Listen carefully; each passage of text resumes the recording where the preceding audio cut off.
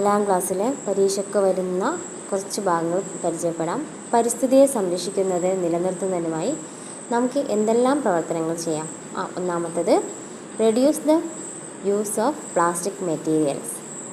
Plastic വസ്തുക്കളുടെ ഉപയോഗം കുറയ്ക്കൽ. 2. മേക്കിംഗ് മഡ് വാൾ. മൺഭിത്തി ഉണ്ടാക്കുന്നു. 3. Planting sapling. തൈകൾ നടുന്നു. Make a medicinal plant garden. ഔഷധത്തോട്ട നിർമ്മാണം. 5. Cleaning the environment. പരിസരം വൃത്തിയായി സൂക്ഷിക്കുക. Once more.